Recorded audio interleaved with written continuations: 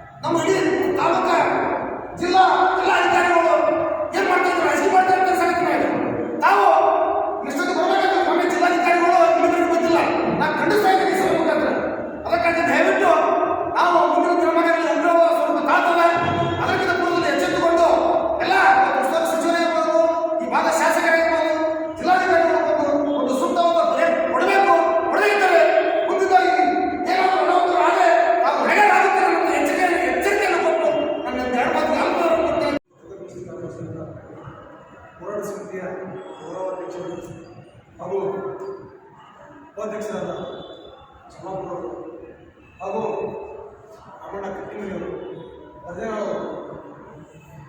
ಹಾಗೂ ಕರ್ನಾಟಕ ರಾಜ್ಯ ದಲಿತ ಸಂಘರ್ಷ ಸಮಿತಿಯ ಎಲ್ಲ ಪದಾಧಿಕಾರಿಗಳೇ ಹಾಗೂ ತಾಳಿಕೋಟೆಯ ಸುತ್ತಮುತ್ತಲಿಂದ ಆಗಮಿಸಿದ ನನ್ನ ದಲಿತ ಅಣ್ಣ ತಮ್ಮಂದಿರು ಹಾಗೂ ಪತ್ರಿಕೆ ಮಾಧ್ಯಮಗಳು, ಇಂದು ಸುಮಾರು 34 ದಿವಸ ತಾಳಿಕೋಟೆಯಲ್ಲಿ ಸತ್ಯಾಗ್ರಹ ಹೋರಾಟ ನಡೆದರೂ ಸಹಿತ ಒಂದು ಒಳ್ಳೆಯ ರೀತಿ ಶಾಂತ ರೀತಿಯಿಂದ ಹೋರಾಟ 36 ಜನ ಹೆಚ್ಚಿಗೂ ಕೂಡ ಈ ಜಿಲ್ಲೆಯ ಉಸ್ತುವಾರಿ ಸಚಿವರು ಹಾಗೂ ಈ ಭಾಗದ ಶಾಸಕರು ಹಾಗೂ ಜಿಲ್ಲಾಧಿಕಾರಿಗಳು ಮತ್ತೆ ಪ್ರವೇಶಿಸಿ, ಯಾಕಂದ್ರೆ ಜನರಿಗೆ ತೊಂದರೆ ಆಗುತ್ತದೆ ಎಂದು ಗೊತ್ತಿದ್ದರೂ ಸಹಿತ ಸುಮಾರು ತಾಳಿಕೋಟೆಯಿಂದ ಈಗ ತಾಳಿಕೋಟೆಯಿಂದ ಹಳ್ಳಿಯ ಜನರು ಸೇರ್ಬೇಕಾದ್ರೆ ಸುಮಾರು ಬೆಳಿಗ್ಗೆ ಬಂದರೆ 12 ಗಂಟೆ ಬರಬೇಕಾಗುತ್ತೆ.